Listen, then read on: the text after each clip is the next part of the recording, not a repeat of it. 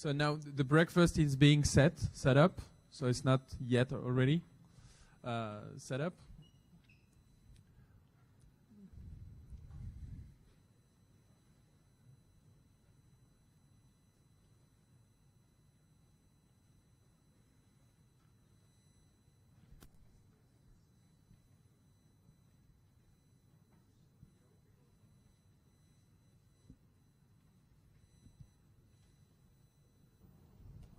We start? Yeah, we start. So we have Alex Economon from Nexmo that will talk about using telco APIs, telecom APIs to solve real-world problems. Some applause for Alex, please.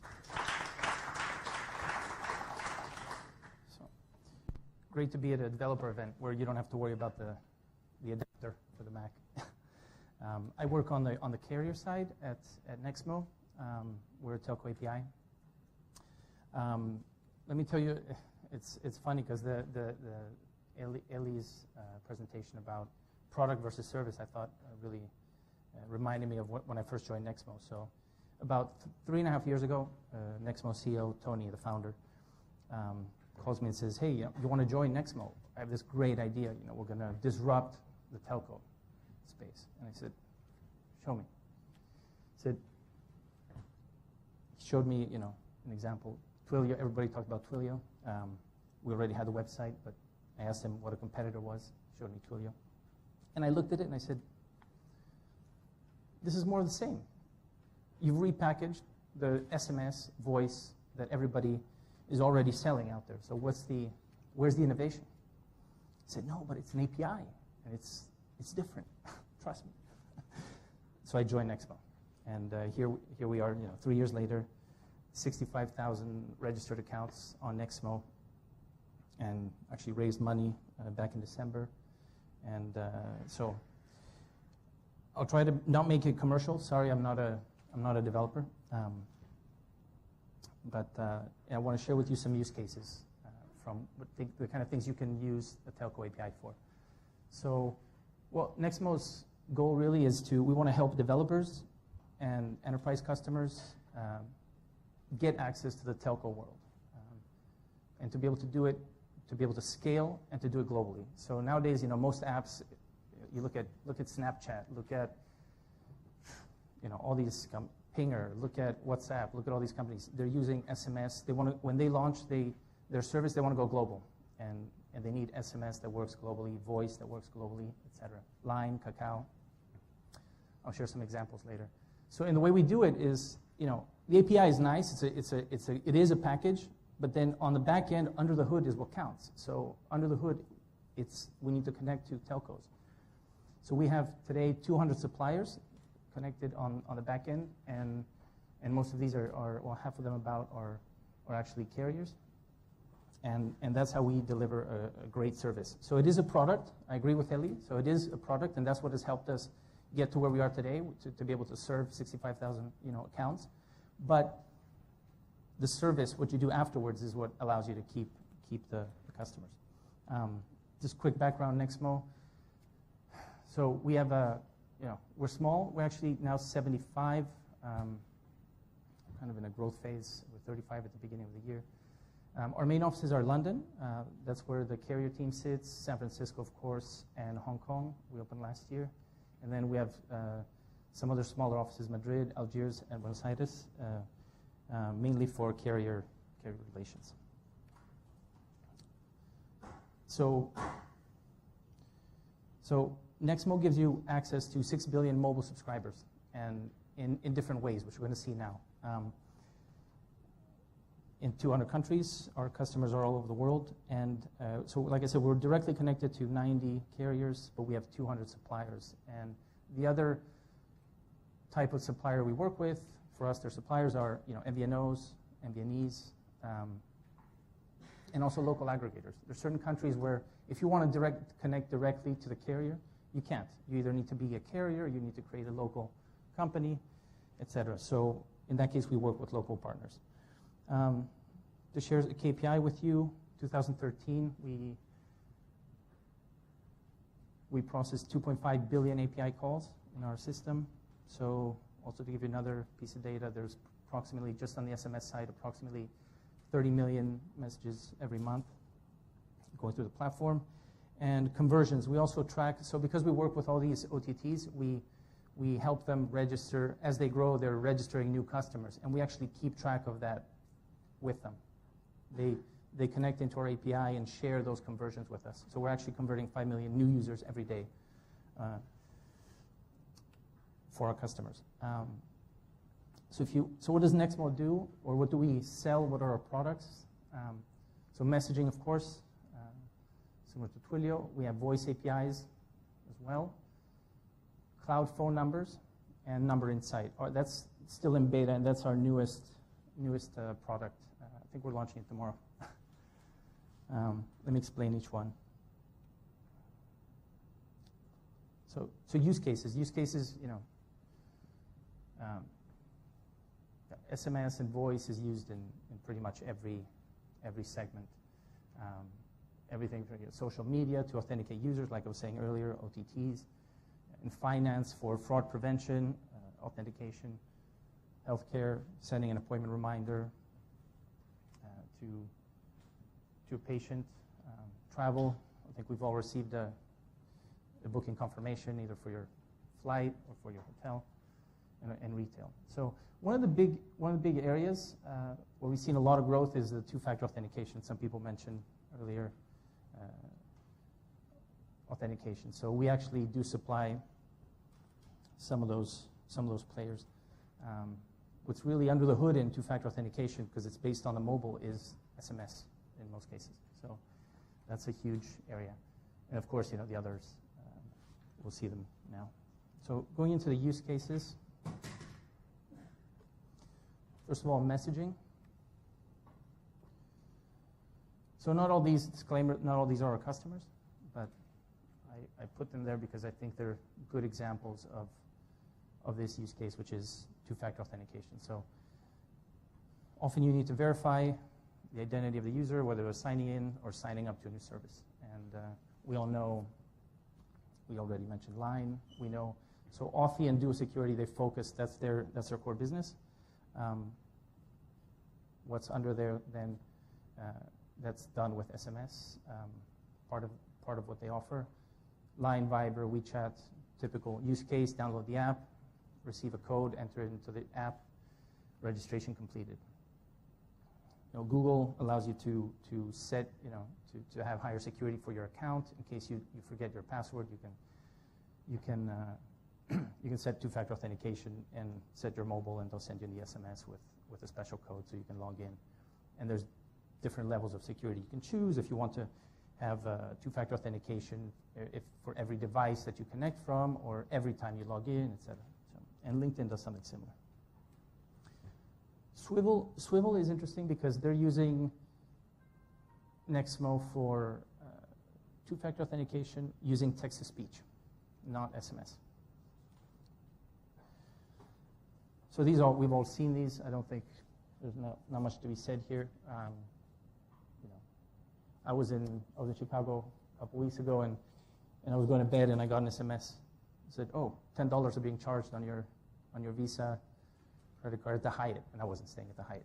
So I called and canceled my credit card. So that's a typical use case. Most banks are already using that today.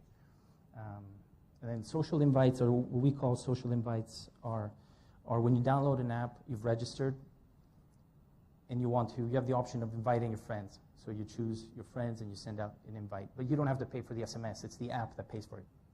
Okay. And that has helped companies like Glide, Line, grow so fast. What they've invested in marketing on the SMS side, and it's huge. I think 7% conversion. Very powerful. So this use case is your typical M2M use case where a device, in this case Abra, they install their devices at off-site oil drilling sites. Often these sites are remote, so there's poor coverage. And so these devices are measuring temperature, pressure readings, and they're sent via SMS to a virtual long number. and automatically fed into their application. So it's a way to bypass the limitations of having poor 3G coverage, for example, and cheap.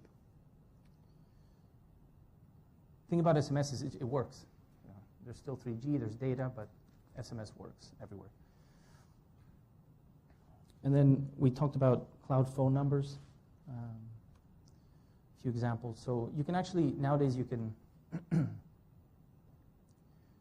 go into Nexmo, get yourself for a couple euro, get yourself a virtual number without a SIM card, set your callback URL, let all SMSs or messages go to that callback URL, and then you manage them however you want. It also allows you to send outbound messages and therefore establish a two-way communication. So for some of you who know a little bit about telco or been in the space, it's like the old shortcodes.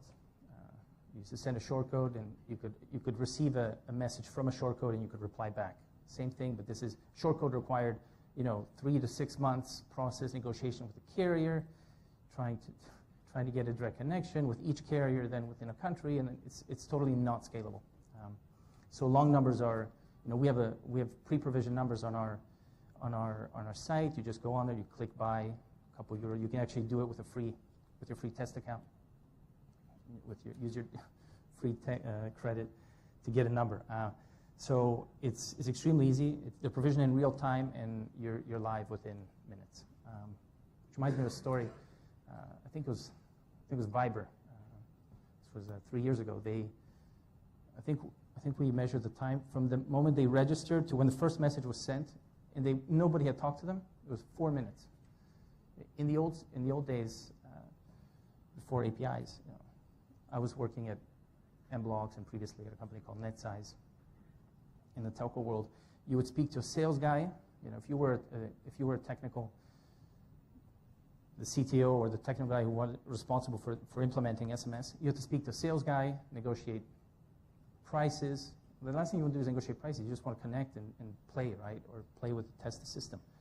And then 2 weeks later, you'd get provision, an SMPP account, and then you could start sending. But now you just, within 4 minutes, you're sending your first message, and then you top up your account, and you're live. So back to this. So another use is two-way communication. Typical appointment reminder we mentioned earlier. It doesn't have to be only outbound where you send a reminder, but you can allow the end user to respond either via SMS or call. That can actually say, you have a doctor's appointment, a dentist appointment at 5 p.m.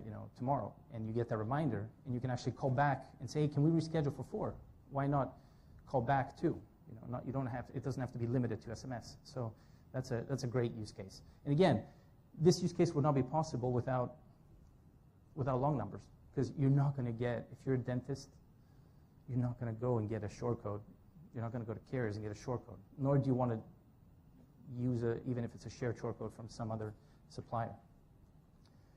Class cover is an interesting use case. So this is a service for high schools, middle schools, when you need to replace a sick teacher. So your teacher's sick, you have to find a replacement, a substitute teacher. How do you do that? What they do is, so that would take maybe the director or whoever was responsible for finding those substitute teachers would maybe spend an hour and a half that day trying to find who to replace with who, etc. And now they do it within 5 minutes, thanks to the use of SMS. They send out they send out an SMS to the list of potential substitutes with a code, and the substitute can respond back with the code and accept. And once it's accepted, then they just send another wave of SMS to the other people saying, okay, we've already found replacement, no worries. Imagine doing that by phone with every one of the people. So probably you know some of these companies. The 22 is the Segunda Línea here in Spain. Telefónica's offer. So basically you can have a second phone line on your phone with a virtual number, right? You have your SIM card and your phone, your personal phone, and then if you want to separate work and personal calls, You can do that with a virtual number. In the US, Text Plus is quite big. Pinger, some of you may know these. Uptalk is the one to the left of Pinger. They're actually a Barcelona company, originally called Europe.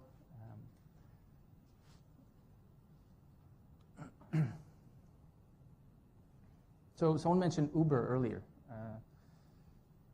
It's a great use case. So you've requested a pickup with an Uber driver. They're on their way, and maybe, I don't know, it's raining, or you're not just sitting exactly, or the map, somewhere it's not completely precise exactly where you are. So you can actually, the driver sends an SMS. I think there's not automatic. I think it's automatically triggered. We know in how long it will take for the driver to get there. But you can actually respond to that SMS or call. And maybe you want to call the driver and say, hey, actually, I'm actually waiting inside. Can you stop on the corner of this and this street, and I'll come down. So Airbnb does something similar where they connect the guest and the host prior to the transaction using long numbers. And this is, for them, this is really valuable communication because it's what ensures that the transaction takes place. It's not just communicating to communicate. There's actually money that's going to, revenue that's at play. Another use case, so it can even just be, you can use a long number even just for inbound, right? It doesn't have to be two-way, it can be one-way. So IQ Polls, they do, it's a way to allow conference managers to get people to participate and interact with the conference organizers. So, using long numbers in the countries where Nexmo could offer them, they were able to increase 30% the use of their application. And finally, one more use. So voice, there's a lot of use cases out there. You probably know most of them. I think an interesting one, especially given the importance of two-factor authentication, is using text-to-speech as a way to deliver that confirmation code or a transaction, an important piece of information, especially in countries where SMS doesn't deliver. There are many countries where SMS just doesn't deliver. Latin America, there are many countries there. So by using text-to-speech, so we give you an example. So maybe if let's say lines conversions are 90%, 95% maybe in Spain, or well, closer to 85%, delivery 95%. In Spain, maybe in Argentina, it could be as low as 50% or 45%. So thanks to text-to-speech, they're able to double those conversions, which for them is money because they're invested in marketing, and then they're not getting the users back, whereas with text-to-speech they are.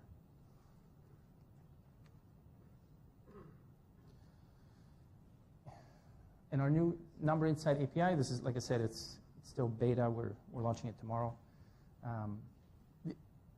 We're going to allow our customers to get further information about an end user's phone number, which can be quite useful. So, for example, you can send a query to Nexmo, say, is the phone valid, or is it roaming? What carrier does it belong to? That's typically in the past been used for routing purposes, more on the back end. But that's kind of information that's available, and we can make available to our customers via simple REST request. Is the phone present? Is it connected? If it's roaming, what country is it in? I guess there could be other types of questions that you'd be interested. One thing we're talking about is age verification. How, is this person old enough? If you have any ideas or special requests, let me know. Maybe we can, with a business case, we might be able to get it from the carriers. There's actually a lot of information that's out there. A lot of it is sensitive, so it's more difficult to obtain. That's why I'm saying, we're open to ideas. So a few examples of how you could use the Number Insight with 3 customers. So Concur is a travel expense company. So what they're saying is, 40% of people put in their phone numbers wrong. And also we want to know where's the user, so that depending on where they are, will communicate via a different channel. Tango wants to reduce, fake account creations. And Airbnb, wants to reduce communication fraud. I'll tell you exactly what that means in a second.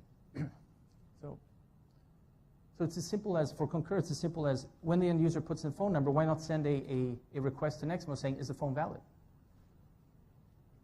If not, then give it, incorporate it into the logic of the flow of the user experience, right? So if not, then tell them, hey, no, it seems you put in the wrong phone number. Can you re-enter? So is the phone roaming? Is the number roaming? Yes, it is. It's in the UK. Okay. Well, then if it's roaming, we're not going to call the user. We're going to communicate via SMS. It's free. The user doesn't have to pay for receiving the SMS. So in the case of Tango, they want to register only valid users, real users, and a real user typically, is giving a real phone number. So all this information you can actually get from the Number Insights API, right? You can find out whether the number's valid, whether it's mobile, is it available. So there's a high likelihood that that's going to be a real user, whereas if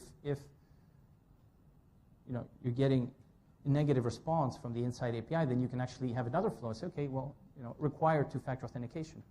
In the other scenario, you could have maybe avoided two-factor authentication. That might have been an option. Again, it's all about optimizing in this case, the registration flow, which improves your conversions, the fewer steps you have. In the case of Airbnb, some people were putting in their phone number, and so Airbnb, actually, this is a good use case also for verification. They can verify either via SMS or via call. And the thing that was happening in the UK is that people were putting in, maybe it's a typo, but they were putting in a premium range in the UK, which was costing, and then they were clicking verify via call. So Airbnb was paying 13 pence per minute to verify that person. So some examples of some customers. Nexmo, it's not a sales event. And I think maybe I thought of it this morning, maybe, what should you choose? What should you look for when you choose a telco API? I think there's just some thoughts for you. Really, I think coverage is key depending on where you're going to be. Obviously, ease of use. And KPIs, ask them, what KPIs do they have? How do they control quality? How do they measure quality? And also another question could be, how do they deliver? I'd be glad to get into more detail, but that's another story. But there's many ways to deliver an SMS. It's not complicated. Someone told me, I thought email was very easy, right? It was just email, it delivers. And someone said, no, it's exactly like SMS. It's just as complicated. So that's all for me. If you have any questions. Thank you, Alex. Yeah. Thank you. So last minutes before breakfast. Do you have any question? Yeah.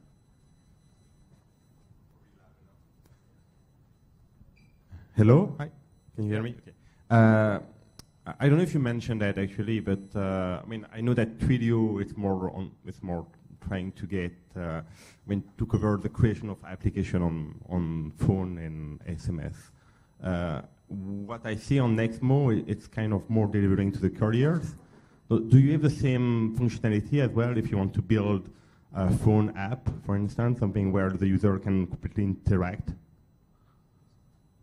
So could you say, okay. So I think Twilio's product is probably more advanced on the voice side still. They productized it more. That would be the main difference. Yeah. So for instance, if you want to deliver a phone application where the user can interact with GTMF, with the different key of the phone, is something that you can already do with Nexmo? I think so. Yeah. Let's discuss if you want in detail. Okay. After, yeah, we can. And do you see much difference between the integrations you do to the carriers? The interface to the carriers? I don't know how Twilio integrates the carriers. I know what we do. Do you see much difference between the different carriers? Oh, among them? Yeah. Okay, sorry. Yeah. In what sense? Just there Well, I are suppose differences. how difficult is it for you to actually deal with so many different carriers, and how easy would it be for an organization to do that themselves? Oh. You know, onboarding a new carrier, how difficult is that for you? Yeah, good question. So yeah, very good question. I think that goes back to what Ian was saying earlier about don't go and build your own email client, or don't just use whoever has already done it, because it can cause. I mean, I can give an example. We've been talking to Telefonica in Spain now for 6 months, and we're still struggling on some issues. I think it took a year in France due to all kinds of bureaucratic connecting. If you were to put their IT guy with no organizational limitations, no processes in place, and our IT guy, they could do it within the same day. Right? Test, connect, test. But there's all these other processes which suck the life out of an organization. They can put a startup out of business. So definitely you would not want to go directly to every carrier. And one carrier, so if you're going direct to one carrier in Spain, they may not give you coverage to the others. Spain maybe is a bad example because there's a different setup. Every country is different, by the way. But imagine in a country is typically, 4 or 5 carriers? So you're going to connect to 4 or 5 carriers instead of just, but Nexmo, first of all, you don't have to add new countries. They're just there. It's already done. And then there's different routes into every carrier. So we have redundancy to deliver to every carrier worldwide. So, I mean, by plugging into Nexmo, it's free. You register. It takes a minute. You have access to 1,000 carriers worldwide. It's definitely no. I mean, yeah. I don't know if that answers your question. We have time for one last question. I have one. You said in your talk, you said solving real-world problems. So what is the most unexpected usage of Nexmo APIs that you've seen? And you say, wow, okay, we would never have thought of the users to do that. Yeah, good question. So I had to think of that title yesterday for the presentation. Our developer evangelist helped me with that. Yeah, so I think an interesting one, something that was interested in, and I'll send you the link. It's so these PhDs from Berkeley integrated Nexmo API. I think it was in Indonesia. They rented a Nexmo Swedish long number, so a cloud phone number, Swedish with a Swedish prefix, and they used that. They built their own base station, and they used that, and they created like a virtual operator in Indonesia, out in the country where there was no operator. So they built an antenna and they use it for SMS. But with Swedish numbers? With Swedish numbers. In Indonesia, you text with you Swedish numbers? You could do two-way with, yes. Okay. Yeah. So that was definitely strange. Maybe for going with a Swedish woman, for example. So asking for Swedish numbers. Yeah, but I mean, it's about doing two-way communication. Okay. So it wasn't about, it was for Indonesia. Yeah. Okay. So thank you, Alex. Thank you very much. Yeah. Now let's go for